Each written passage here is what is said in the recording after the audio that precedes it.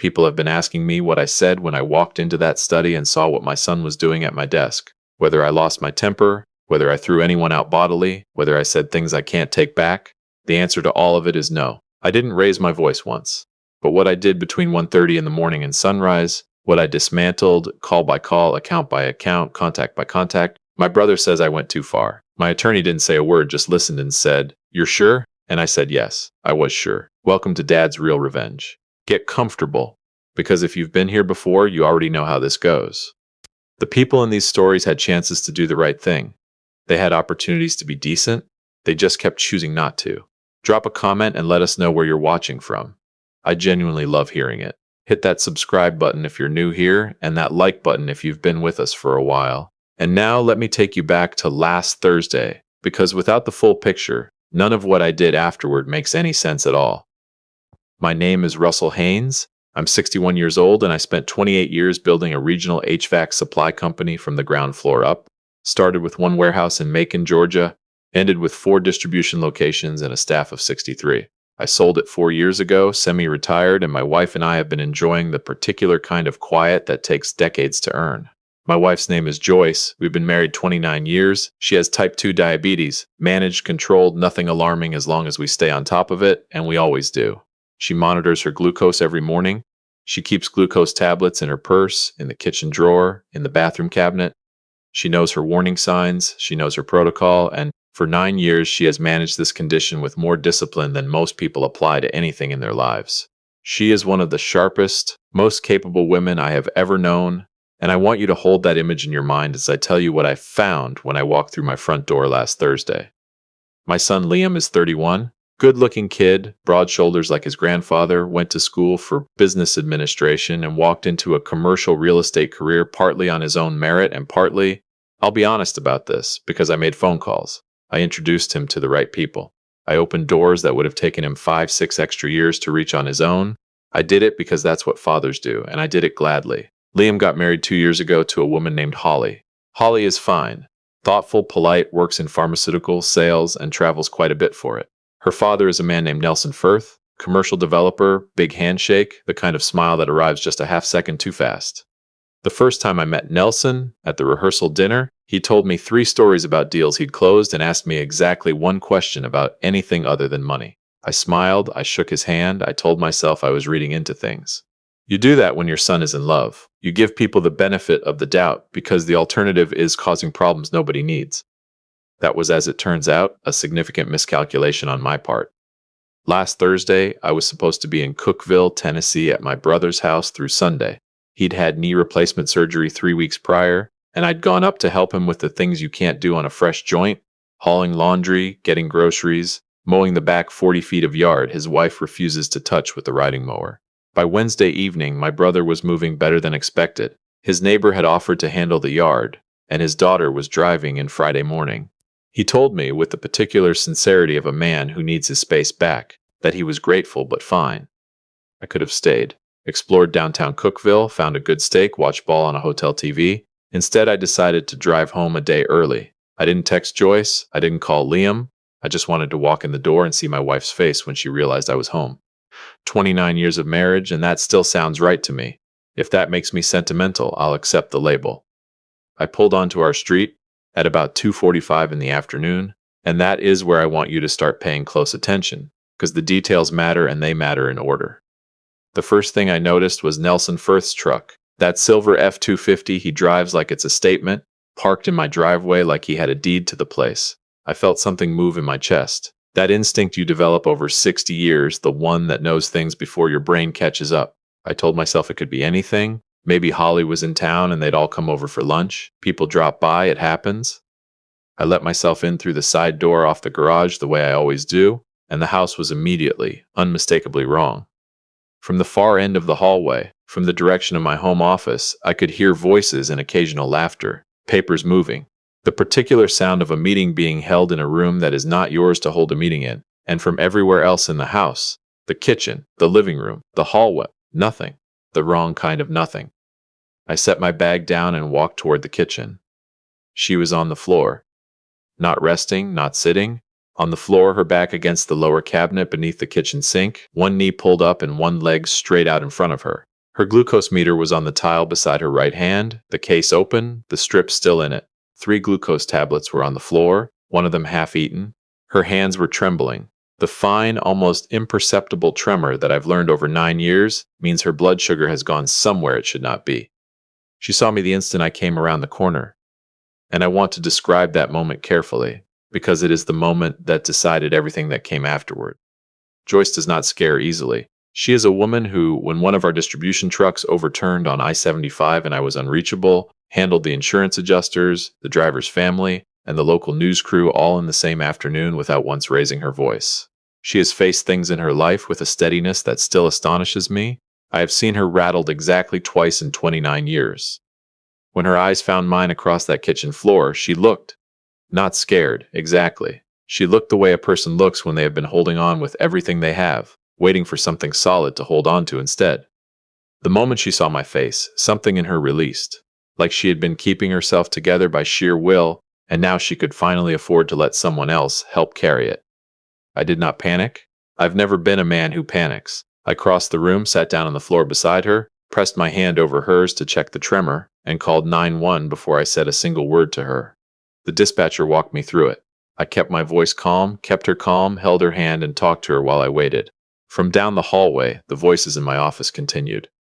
The paramedics arrived in 7 minutes, a crew of 2, both professional, both fast. The lead EMT's name was Torres Young, maybe 30, moved with the efficiency of someone who has seen real emergencies and knows exactly what each second costs. He checked her glucose immediately. Then he looked up at me with an expression I recognized as the medical equivalent of choosing words carefully. "Mr. Haynes," he said, "your wife's glucose is critically low. She's been in hypoglycemic crisis. This kind of drop doesn't happen fast. She's been in distress for a while. She needed intervention before this point." He said it without accusation, clinical, professional, just the facts of the situation delivered straight. I looked down the hallway toward my office, where the voices had, for the first time, gone completely quiet. Something happened inside me at that moment. The heat that had been building since I turned onto my street and saw that truck, it went still. Not cool, exactly. Still. The way water goes still right before it freezes solid. I've felt that before in my life, usually in situations where the most dangerous thing I could do was rush.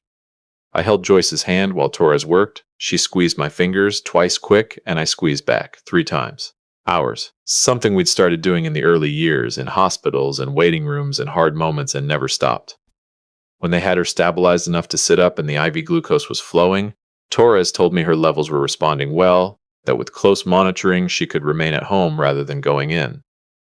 I nodded, thanked him, and then I stood up, straightened my jacket, and walked down that hallway toward my office. Before I tell you what I found in that room, I need you to understand something about how I operate. I have been in boardrooms where deals worth 7 figures were falling apart. I have negotiated with suppliers who thought they had me over a barrel. I have walked into conversations that other people expected to go badly and walked out with exactly what I came for. The single most effective thing I have ever learned about confrontation is this: the person who slows down has already won. Your instincts tell you to speed up, to raise your voice, to make them feel the enormity of what they've done. But slow is scarier. Slow means you've already decided, and nothing they say is going to redirect what's coming. I stood in the doorway of my office for a moment, just stood there. Liam was at my desk. Nelson was in the armchair I keep for clients. Glenda, Nelson's wife, quiet woman, rarely speaks unless Nelson requires an audience, was on the small settee near the window. The surface of my desk had papers on it that I had not put there, a folder, documents of some kind. Liam stood up when he saw me. Right away, immediately, like the sight of my face triggered something involuntary. That told me what I needed to know about whether some part of him already understood what he'd been involved in. I held up one hand. He stopped. I looked at Nelson first. He was already settling into reasonable man mode, leaning forward slightly, hands open on his knees, the body language of a man who intends to explain everything to your satisfaction if you'll just give him the chance. I have dealt with men like Nelson for 30 years. I know exactly what that posture means and exactly what it is worth. "Nelson," I kept my voice so even it probably read as dangerous. "You need to leave my home." He tried it anyway. "Russell, I think if we just take a few minutes." "That was the only invitation you're going to get," I said. "Take Glenda and go." Glenda touched Nelson's arm. They left. They had to pass through the hallway on their way to the front door, and they saw Joyce. Sitting up now, IV line still in, Torres crouched beside her checking the glucose meter again. Glenda stopped walking. Her hand went to her chest. Nelson stood very still, and for the first time since I'd met him, his face did not know what to do with itself. I needed them to see that. I needed that image to sit behind their eyes for a long time. The front door closed. I went back to my office. Liam was still standing. His jaw was set the way it gets when he's bracing for something. When he knows what's coming has weight to it. He has his mother's eyes. He always has. Right now, those eyes were doing something complicated, somewhere between defensive and ashamed, not quite landing on either. I sat down in my own chair behind my desk and looked at him. "Sit down, son." He sat. "Tell me what's in that folder." He exhaled, ran a hand over the back of his neck, and then he told me. Nelson had been building toward this for months. He'd framed it as estate planning, as protecting the family in case something happened to me unexpectedly. He'd told Liam that a limited power of attorney, just over the LLC that holds my 2 rental properties, was standard practice, something financially savvy families do as a matter of course. He'd told him the paperwork needed to be signed at my house because the LLC operating documents were filed here, and he wanted everything to align correctly. He had waited until I was out of state. He had planned the visit for when Holly would be on a work trip. He had arranged it down to the day. A limited power of attorney over my LLC, signed by my son while I was 400 miles away and didn't know it was happening. I kept my face completely still. The folder was open in front of me, and I could see Nelson's attorney's letterhead at the top of the first page. I did not touch it. "Your mother," I said. "Walk me through exactly what happened with your mother." Liam looked at the desk. "She came in about 45 minutes after they got here. She heard Nelson explaining the documents, and she wasn't having it, Dad. She told him the LLC wasn't mine to give, that he was out of line coming here like this while you were gone." He paused. Nelson talked over her. She talked back. It got loud. Another pause. She said her head was pounding, said she needed to sit down. She went to the kitchen, and He stopped. "I told myself I'd check on her in a minute," he said. And then Nelson started back up, and He couldn't finish the sentence. He didn't need to. I sat with that for a long moment. The house had gone very quiet. I could hear Torres speaking in low, calm tones in the kitchen. I could hear the sound of Joyce's voice, still thin but steadier than before. "She has been diabetic for 9 years," I said. My voice was different now. Not louder, just smaller, which is somehow worse. "You have known her management routine since you were 22 years old. Stress spikes her cortisol. Cortisol crashes her glucose. You know that. The paramedic who just worked on her, a man who has never met your mother in his life, told me she needed attention before this point. A stranger understood the urgency, and you went back to that room." Liam said nothing. "You went back to that room," I said again, not a question. Just the fact of it, placed between us on the desk where we could both look at it. "Dad, I didn't think it was serious. I thought she just needed to sit down." I stood up. "There are things you feel as a parent in the worst moments. Not anger exactly, or not only anger, something underneath it. The particular pain of looking at someone you built your life around, protecting, and realizing that somewhere in the years of building, something essential didn't reach them. I don't have a clean word for that feeling. I just know what it weighs." "I don't know who you've been spending your time becoming," I said, "but I know he isn't who I raised." I walked out of the office. I went back to my wife, and I didn't speak to Liam again that night. But I want to be very clear about what that silence was. It wasn't me letting it go. It wasn't exhaustion or overwhelm or not knowing what to do. I knew exactly what I was going to do. The silence was the space I gave myself to do it right. If you've been listening for a while, do us one quick favor right now. Hit subscribe. A lot of people listen without ever doing it, and it costs you nothing and means everything to us. Thank you genuinely. Now let me tell you what the next 6 hours looked like. The house has a particular kind of still at 1:30 in the morning that I've never heard anywhere else. Not peaceful. I want to be careful about that distinction. Not the stillness of a good evening or a house at rest. The other kind. The kind that has texture to it. The kind where every small sound, the refrigerator running, the clock in the hallway, the occasional car passing outside, sounds exactly as loud as it is, which is somehow louder than usual. That's the quiet I was sitting in when I opened my laptop at my desk. Joyce was asleep. I'd spent an hour getting her settled, propped her exactly the way she likes, warm socks, because her feet always go cold when her glucose has been off, a glass of apple juice within reach, her tablet on the nightstand in case she needed anything. I'd watched her breathing even out. I'd watched her face relax. I'd sat there for a long time, looking at her, thinking about what 29 years builds between two people, and how close I'd come tonight to understanding what it means to lose it. Then I stopped thinking and started moving. I am not an impulsive man. Every action I took between 1:30 and sunrise I had already decided on, while Liam was still talking to me in that office, while I sat across from him with my hands folded and my expression giving nothing away. By the time I sat down at that desk, the emotion was gone. What was left was something quieter and more lasting than anger: decision. There is a profound difference between the two. The first call was to my bank's 24-hour line. Liam had been an authorized user on my primary Visa card for 5 years. Gas, groceries, the registration renewal on his wife's car that he'd run through at once without asking, the weekend investment workshop in Atlanta that had cost $460 and produced, as far as I could tell, 0 investments. I had the card number memorized. The representative was professional and efficient. It took 4 minutes. She asked if there was anything else I needed. Not tonight, I said. Thank you. Car insurance next. Liam and Holly's vehicles had been on my policy for 3 years, just until they get some savings behind them, which is what I told myself when I added them and a version of what I repeated every year when the renewal came around. I went online, removed both vehicles from the policy effective the following business day. The system confirmed it without ceremony. The monthly transfer. For 4 years, on the first of every month, I had moved $800 into Liam's account through the bank's transfer system. It had started as help. They were young, finding their footing, and I remembered what that felt like. Then it became habit. Then it became something neither of us ever discussed, because discussing it would have required acknowledging what it had become. A floor that Liam stood on without ever having to think about what it was made of. I logged in at 3:20 in the morning and canceled the recurring transfer. Not paused. Not reduced. Permanently canceled. I sat back in my chair after that one, because that transfer wasn't only money. It was a version of my son I had been quietly funding, a comfort level, a cushion, a soft landing that had perhaps made it easier to make the kinds of choices a man makes when he knows someone will always be there to absorb the consequences. Not anymore. The car loan.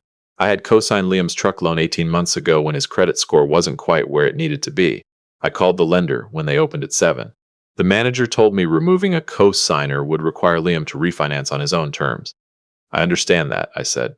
Begin whatever process you need to begin on your end. I'll cooperate with whatever documentation you require. A pause. Is there anything else, Mr. Haynes? Not today, I said. Thank you.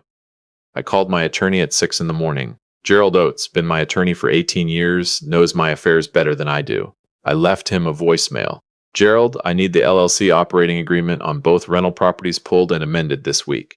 I want any reference to Liam removed from successor or interested party language, and I want airtight provisions against any third party accessing or encumbering those assets without my direct written notarized consent. I paused. I also need a formal letter drafted to Nelson Firth's attorney. I want them advised that any future approach to those properties, by any party through any instrument, will be treated as an actionable attempt at fraud. I mean every word of that. Call me when you're in.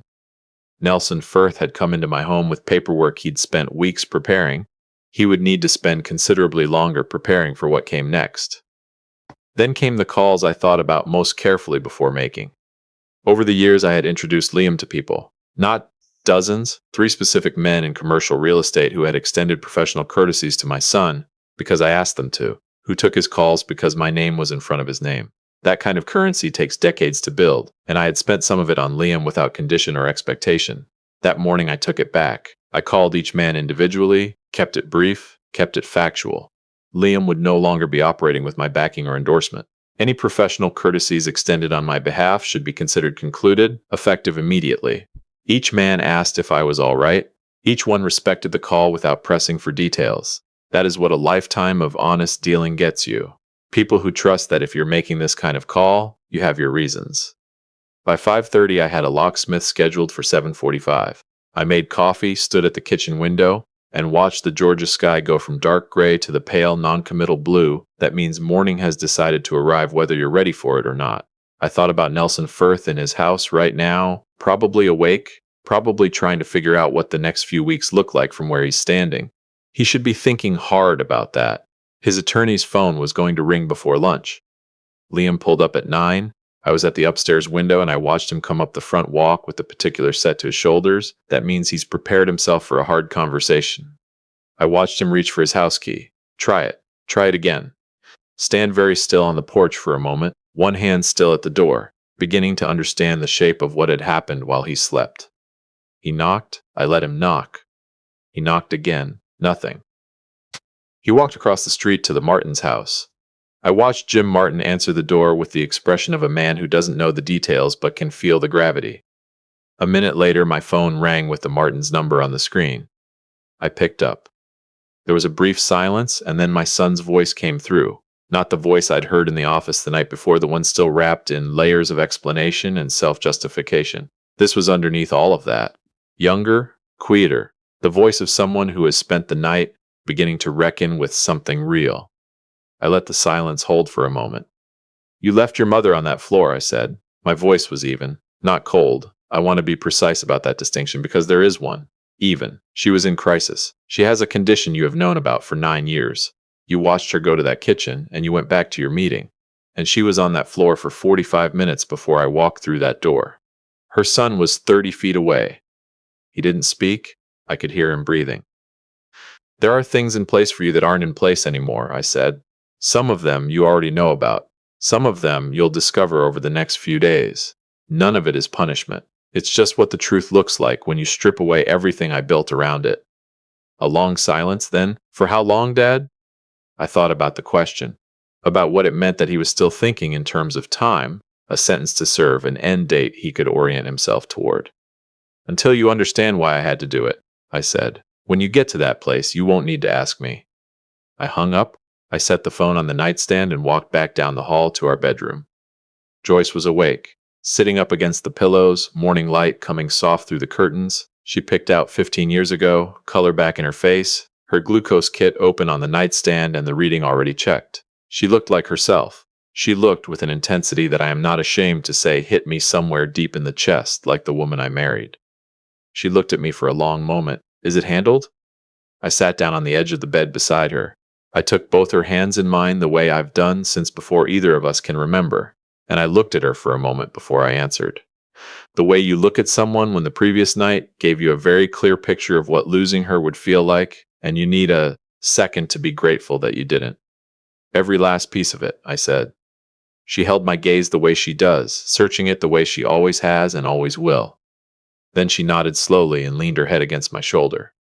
Outside, my son sat on the Martin's front step with a borrowed phone and a key that wouldn't open anything anymore, beginning to understand what it feels like when the ground you never thought to question simply isn't there. He would have decisions to make. He would have things to figure out: the loan, the insurance, the transfer that wouldn't arrive on the 1st of next month, the professional doors that were quietly closed.